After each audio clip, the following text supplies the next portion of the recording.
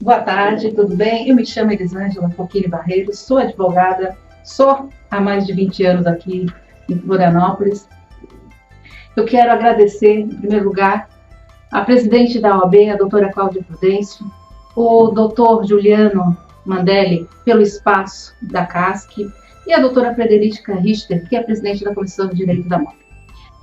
Vamos fazer esse bate-papo com a doutora Letícia Soster Aroz, que é advogada empresarial e que está lançando um livro sobre contratos no Fashion Law entre a propriedade intelectual e a economia.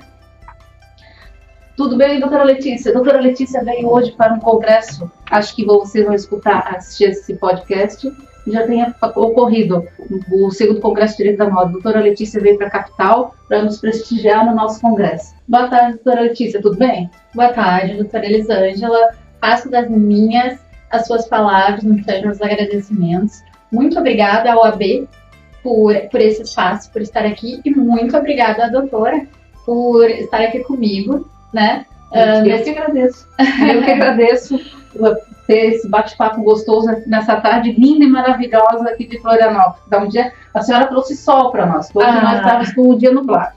Muito obrigada, aqui é um paraíso. Eu vou ousar perguntar, mas com seu sotaque não é difícil de saber, né? A senhora é de onde, doutora Letícia? Sou de Porto Alegre, sou porto-alegrense, bárbara. Doutora Letícia, eu vou perguntar, porque muitos nossos ouvintes, eles são estudantes de direito ou profissionais, mas não atuam na área. E eu vou perguntar, o que é direito da moda? É o lookinho que o advogado... É o look do dia, doutora Letícia? Não é o look do dia, não é o look do dia.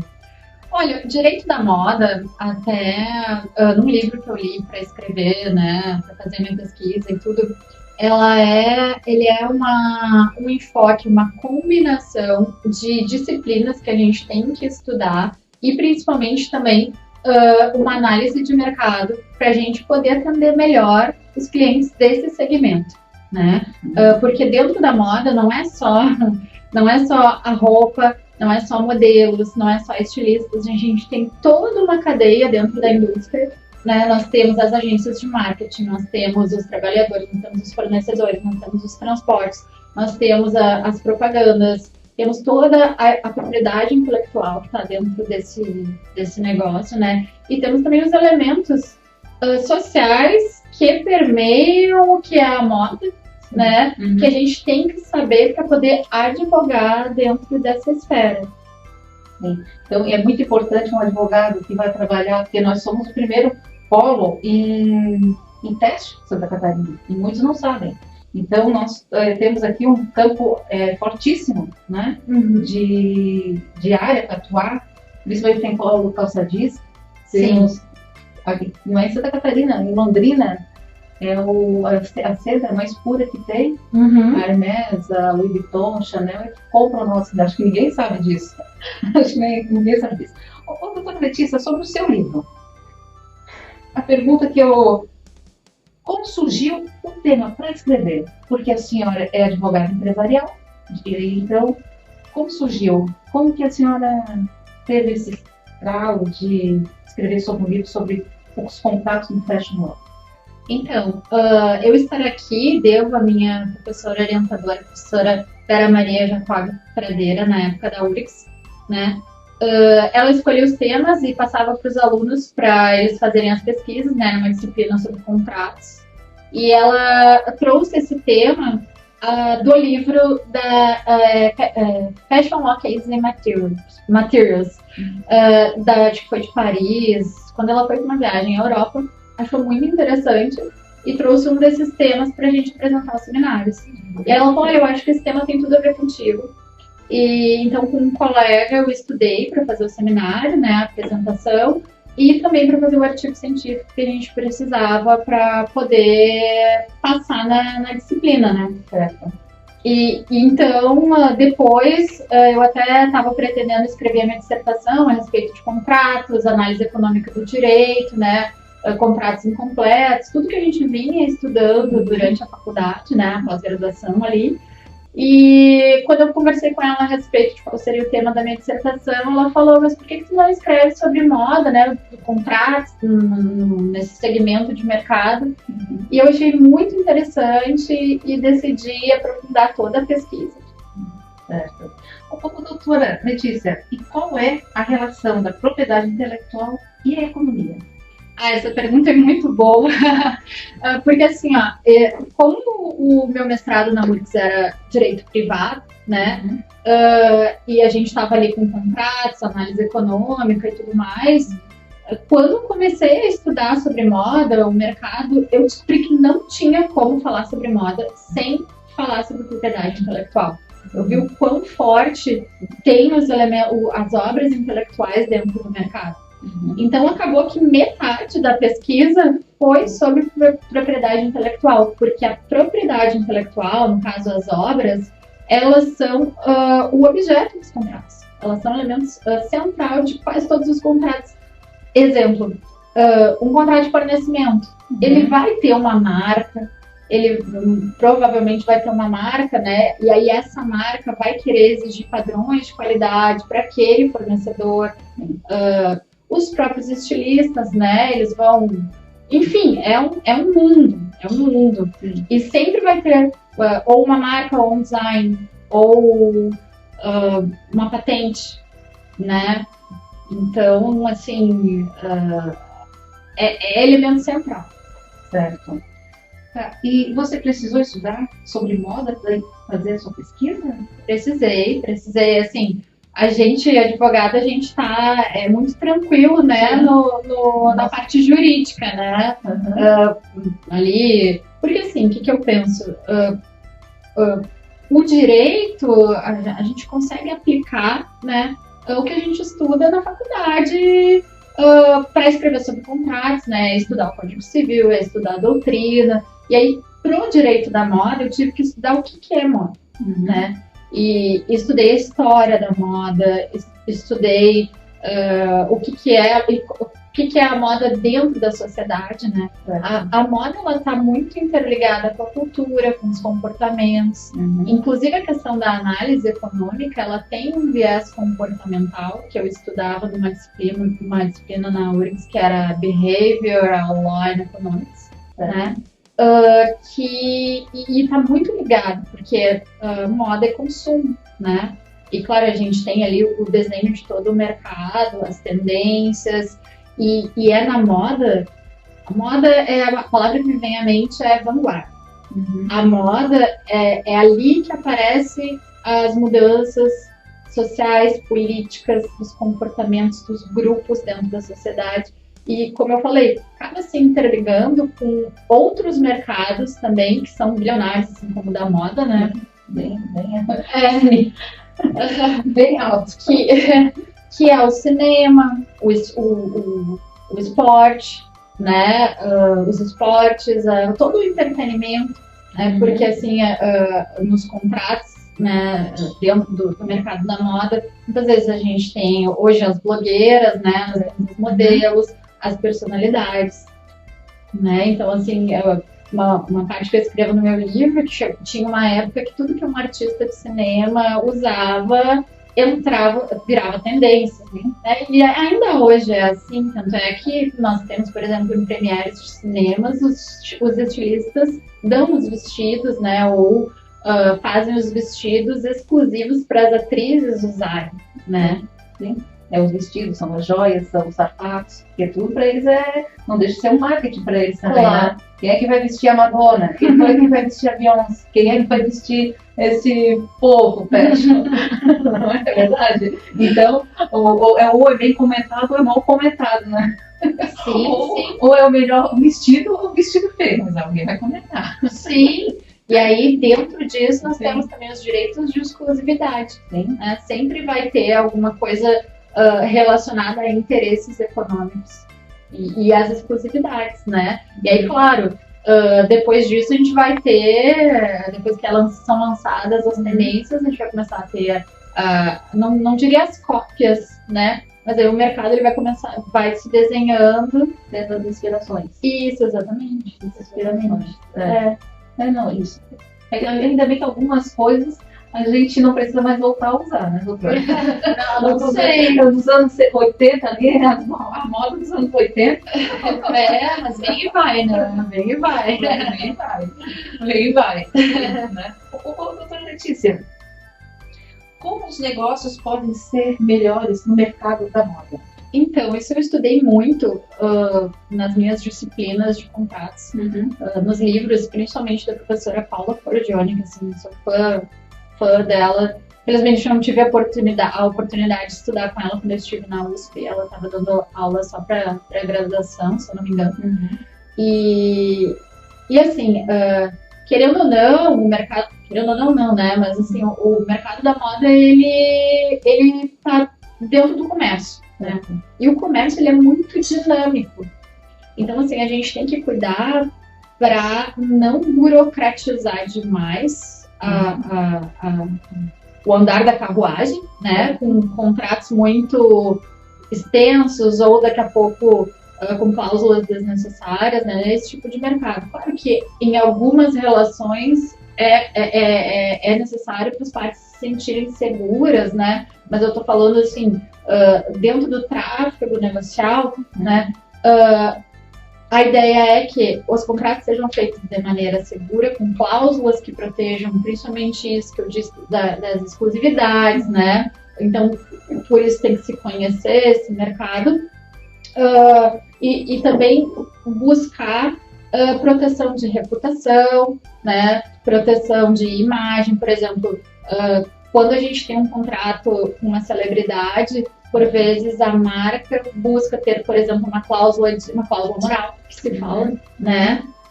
A gente também precisa, como é que eu vou dizer, quantificar, né? Caso ocorra uma quebra de exclusividade ou uma quebra de confidencialidade, para já colocar uma penalidade que faça com que a parte, né, a outra parte, realmente cumpra aquela obrigação, né? Para que o contratante ou a outra parte fique protegida e ambas, né, cresçam juntos, porque esse tipo de contrato dentro desse mercado deve gerar um ganho de Pareto, né? O que é o ganho de Pareto? É ganha-ganha. Todo mundo está ali numa parceria mesmo, são contratos de longa duração, contratos em que né, se busca um êxito e assim... isso eu estudei também no mercado da moda. Existem muitos gentleman agreements. Que seria isso, o que seria? É muito handshaking, aperto de mão, né? Esse tipo de arranjo é muito feito no mercado de diamantes em Nova York, né? É palavra, nem tem contrato escrito. E vale a minha palavra? É a minha palavra, handshake. Estamos acertados? Estamos. Então, a gente busca trazer pro contrato, por quê? Porque é muito importante a reputação. Todo mundo se conhece no mercado. Então, assim, claro que hoje, né, se tem que ter os contratos, mas assim, a gente tem que trazer esses elementos, a confiança, a reputação, a boa-fé, né, ter as cláusulas de renegociação para se, né, acontecer, ou se acontece uma quebra de contrato, como eu disse, quantificar bem a multa. Eu gosto muito colocar a cláusula de arbitragem, né, a mediação e a arbitragem, para que os casos não caiam no poder judiciário. Burocrático, né? Tudo demorado e rápido, mais rápido. Exato. E também a gente consegue daqui a pouco pegar um árbitro um pouco mais especializado. Claro que em grandes cidades como São Paulo, por exemplo, nós temos câmaras e várias especializadas em propriedade intelectual, né? Mas assim, se daqui a pouco vai para uma cidade, né, um pouco menor, assim, o juiz tem que decidir tudo, né? E como é um mercado bem específico, principalmente quando há litígios relativos a essa questão da propriedade intelectual, eles não sabem. Então, assim, principalmente quando tem essa questão negocial de duas partes, que tinha uma relação comercial, uma relação econômica entre si, agentes econômicos que conhecem, né, como funciona, melhor que se vá para arbitragem ou melhor ainda que se faça um acordo, né? Inclusive, hoje, que tem o congresso, que é o segundo congresso de Direito da Moda, o doutor desembargador Ricardo Negrão, ele é especializado, a área dele é de propriedade, então ele vai falar sobre justamente isso que os juízes têm que saber sim sobre direito, porque é isso que a senhora acabou de falar, né, sobre as propriedades, e que nem todos estão ainda preparados. Sim. Infelizmente. Né? Doutora Letícia, uma pergunta. Como os players podem se proteger nos contratos? Então, como eu falei, isso que eu estava dizendo, né? Vamos falar de players agora, já que a gente estava falando de propriedade intelectual. Um estilista, né? Alguém que inventou alguma coisa. Não adianta, é tentar sempre proteger os segredos antes deles serem revelados. E quando revelá-los, né? Fazer de uma forma em que se coloque tudo em contrato, que se faça um contrato estabelecido e que se tente quantificar também o quanto vale o seu trabalho. Certo. Né?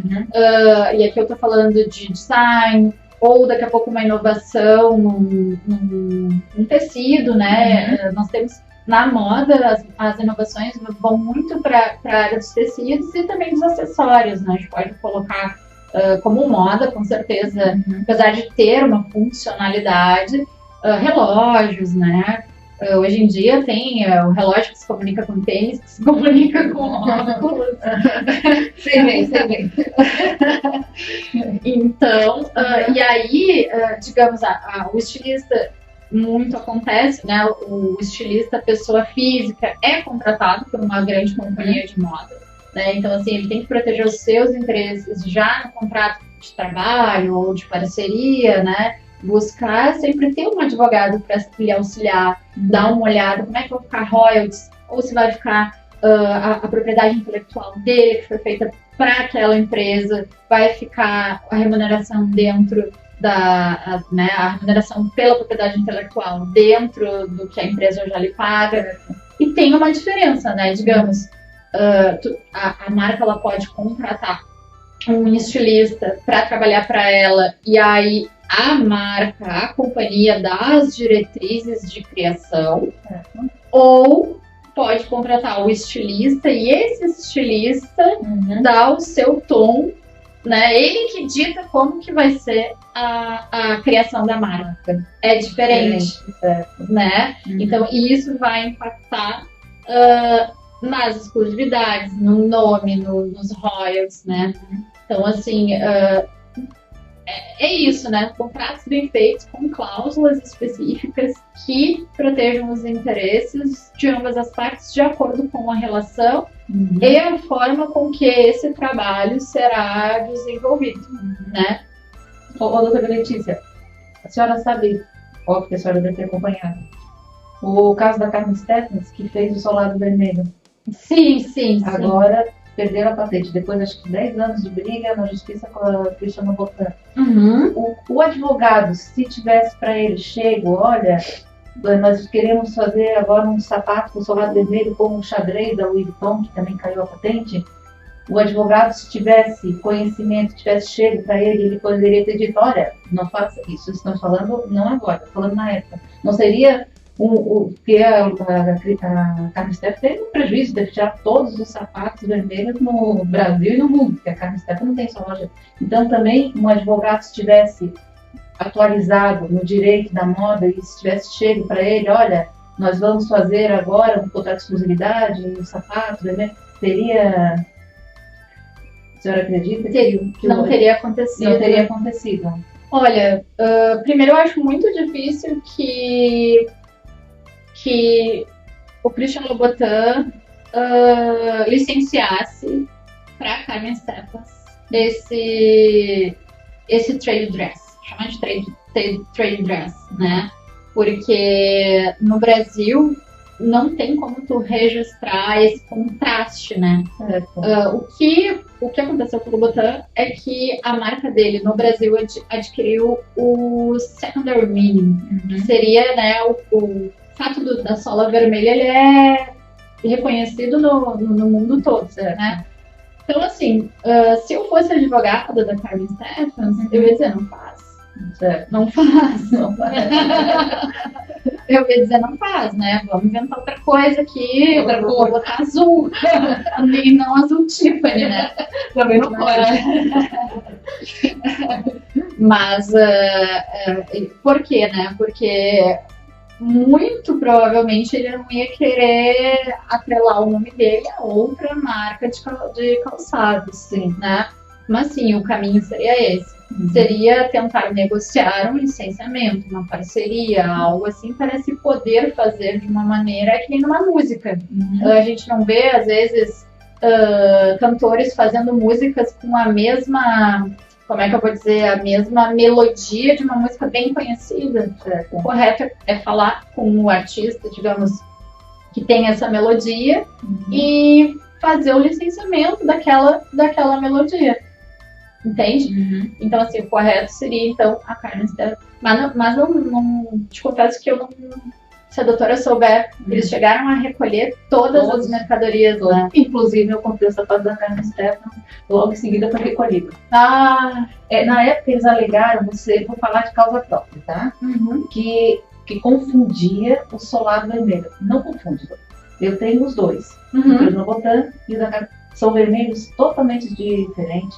O da Carmen Stephens é um vermelho escuro, fosco. E o do Cristiano Botan é um vermelho vivo, da cor do meu esmalte, brilhoso. Então, não confunde. Porém, eu já fui em festa que disseram, que bota bonita do Cristiano Botan. Então, para o leigo, realmente, tu associou aquele vermelho. Mas quem conhece saberia que eu não estava com o Cristiano Botan, por causa que são vermelhos muito distintos. Sim. Inclusive, na época, quando a gente teve aqui o lançamento de um livro da Comissão do Direito da Moda, eu escrevi sobre falsificação e trouxe na nossa explicação sobre o solado vermelho, eu trouxe os dois sapatos que eram meus. Então, um leigo confunde. Agora, quem conhece saberia que a minha bota não era, então, porque são bem, tem nada a ver. Só é o vermelho. Olhou o vermelho, mas não é. E, no meu entender, eu acho que essa é uma das grandes dificuldades da justiça, entender? Que são esses segmentos de mercado. Porque, assim, o público da Louboutin é um público, né, bem... que não é leigo, né? Que conhece, que vê no olho, assim, sabe ver, né? É bem isso que a doutora está dizendo. Mas a justiça pode ter entendido também que isso poderia diluir a marca, né? Acho que num feeling do juiz, assim, né? Tá acontecendo uma diluição, um parasitismo, né?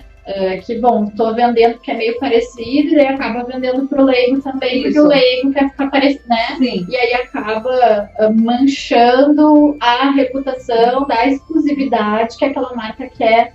Porque é até bem difícil encontrar um Louboutin, né? Que esse tem, óbvio, põe no shopping JK, tem. Mas são sapatos na faixa de 3, 4, 5 mil. A gente não tá falando de sapato, enquanto com uma Carmen Stephens, uma bota eu paguei 1.200. Sim. Tem bastante diferença. Tem bastante diferença. Mas é o que você falou, é o parasitismo, é o leigo. Olha, achou que era e o quem conhece sabe que não é. Então quem compra sabe o que está comprando. Exatamente. Quem compra sabe. Se eu estou indo numa loja da Carmen Stephens, eu sei que eu não estou comprando uma bota.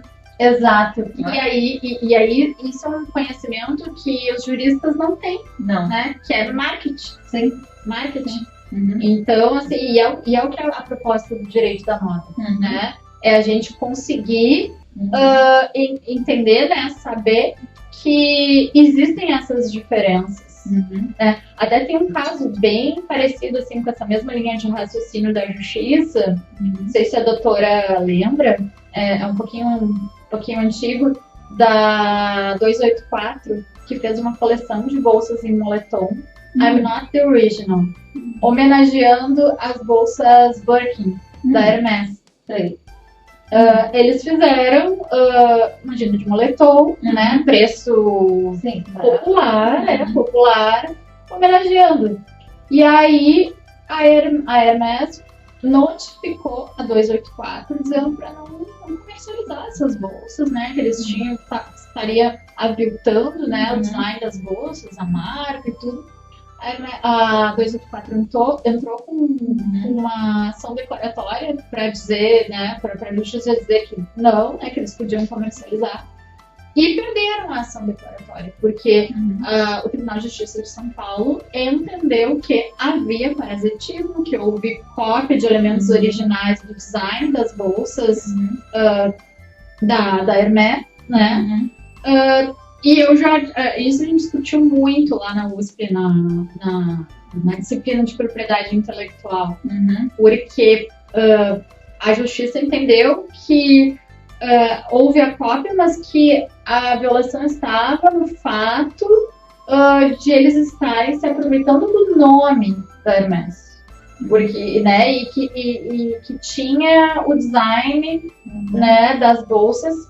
Só que esse design, se a gente for ver, onde que tá a originalidade, né? Não tem, né? Não tem, tem que ter aquele elemento artístico e tudo, né? No direito autoral, a gente tem que chamar a legislação de direito autoral. Desenho industrial não tem, eles não têm o desenho industrial no Brasil, né?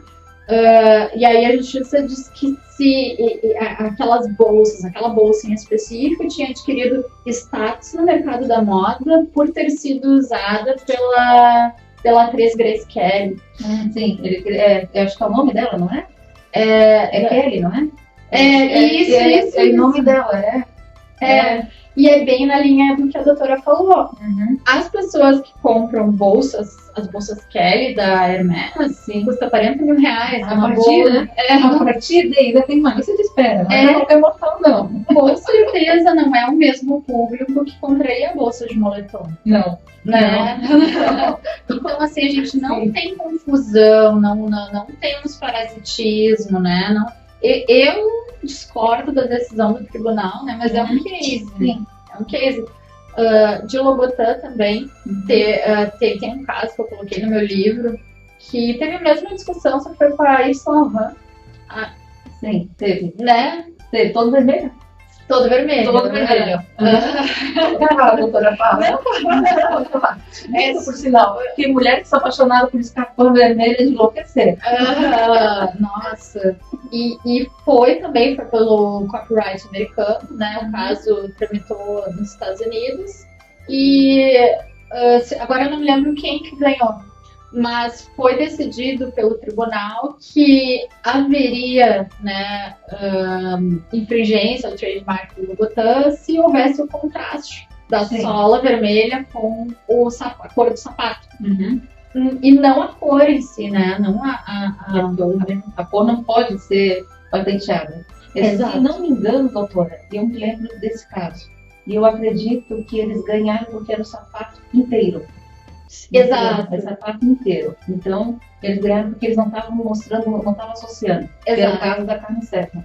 Mas era um escarpão vermelhão, todo vermelhão. Então, certo, como era todo vermelhão, não lembrava nada do outro. Foi, se não me engano, eu disse. Doutora Letícia, eu estou adorando o bate-papo com a senhora.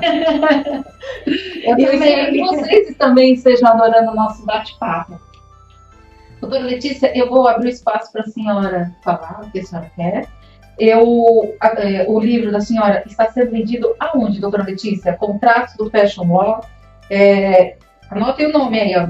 Contratos do Fashion Law entre a propriedade intelectual e a economia. Segunda edição. Está sendo autora a doutora Letícia Soster Arose. Aonde eu posso comprar o seu livro, doutora? Ele tá em todos os canais, é da editora Lumen Juris, né? Lumen Juris. Tá na Amazon, só joga no Google ali que vai aparecer. Hoje e amanhã no congresso, né? Eu trouxe alguns para serem vendidos, autografar, né? A gente gosta do livro físico. Eu sou uma, doutora Letícia, eu não venho com livros virtuais que não... Legal, é um livro de papel. E... Enfim, né, esse livro, assim, ele foi, eu diria que foi groundbreaking, assim, mudou minha vida essa pesquisa, né, agora sou membro também da Comissão de Direito da Moda e tantas disciplinas que a gente acaba tendo contato não só com contratos, não só propriedade intelectual, né? A doutora havia me perguntado aí sobre o que é o direito da moda. Acho que é importante a gente dizer que, além disso, também temos direito do trabalho, temos direito ambiental dentro do mercado, né? Regulatório, falando, né, da própria propriedade intelectual. Nós temos o administrativo muito forte, né? E ele INPI, até a minha tese, essa foi a dissertação do mestrado. A minha tese do doutorado, eu já fui mais para a parte das marcas mesmo. Aí eu falei sobre, até estou pensando se eu lanço ou não como livro, né? Ou se eu faço artigos científicos. Enfim, estou decidindo. Eu falo sobre o protocolo de Madrid, né? Os registros das marcas internacionais. Analiso casos, né? Nós temos um caso também que eu falo na minha tese, da Armani, que teve também essa discussão na Justiça Federal Brasileira do secondary meaning, né? Que foi o que a gente falou do Lubuta, né? E só que no caso esse que eu coloquei na minha tese era o bolso da calça masculina. O bolso da calça da Armani, ele é virado de cabeça para baixo. Sabe a calça jeans que tem o bolso? A da Armani é pra cima. O contrário. É o contrário. E é a mesma coisa que a doutora falou. Quem compra Armani sabe, né? Esse segmento de mercado sabe que a calça com o bolso virado é a calça da Armani. Só que a justiça decidiu que não, que aquilo ali, aquele desenho não poderia ser registrado como marca, porque é um bolso de calça, né? Não tem nada, não tem distintividade. E foi uma discussão ferrenha na justiça, infelizmente a Armani perdeu. Né? A gente pode ter uma ideia de que a justiça brasileira ela vai aí mais nessa linha aí de não analisar bem e é aquilo, né? Defender, e até caiu no Rio de Janeiro, né? Em várias especializadas da Justiça Federal, né? Então, assim, até mesmo quando cai numa vara de direito de propriedade intelectual, como o mercado da moda é muito específico, às vezes, né, nem sendo só propriedade intelectual. Então, por isso é importante a gente estudar, né, a moda em si, o marketing, o mercado da moda em si. Né? Doutora Letícia, vai ter outro livro? Estamos pensando em escrever outro livro? Eu penso. Já tem mais ou menos alguma ideia do que vai ser? Vai ser mesmo um segmento de contratos ou vai para... Se fosse, seria na linha da minha tese do doutorado que eu fiz na USP, que é marcas e exclusividade. E aí eu falo bastante, né, sobre a questão desses direitos de exclusividade, porque o criador, o estilista, quem faz uma patente, faz uma invenção, quer ter exclusividade para poder explorar aquela criação e obter de volta o investimento que foi feito, né, para desenvolver, seja a marca, seja a invenção, seja o desenho, né? Quanto que a pessoa tem que estudar para conseguir fazer um desenho industrial ou até mesmo um desenho que é protegido pela lei de direitos autorais. Então, assim, eu pretendo, só que eu tenho que revisar a tese, né? Não é nada fácil. Então, mas quando for lançar, avise para nós conversarmos aqui com a Cássia para a gente fazer esse lançamento. Doutora Letícia, eu vou abrir espaço para a senhora para falar, mas eu já estou agradecendo por esse bate-papo nessa tarde maravilhosa, porque agora a gente tem um congresso, às 6 horas começa, e a gente tem que ir ainda para um congresso. É o segundo Congresso de Direito da Moda, que está se realizando dia 4 e 5 de julho, aqui na OAB. Doutora Letícia, abre espaço para a senhora. Olha, acho que é isso, né? Espero também, né? Falou daqui, fiz o doutorado, mestrado, fiz o doutorado, pretendo, se Deus quiser, fazer o pós-doutorado lá na USP também, né? Seguindo na área dos direitos intelectuais, né? Ainda falando sobre moda, tem a professora Silmara Canelato. Então, vamos ver, né? Pretendo também, de repente, no exterior aí, fazer alguma pesquisa em alguma universidade, talvez em Nova York, a respeito do tema, que é fascinante, né? Tem muito pra gente conhecer, estudar, e vamos ver o próximo livro. Então, estamos aguardando. Obrigada. Eu que agradeço também. Obrigada a todos e a todas que estão aí nos escutando. Obrigada, OAB. Obrigada.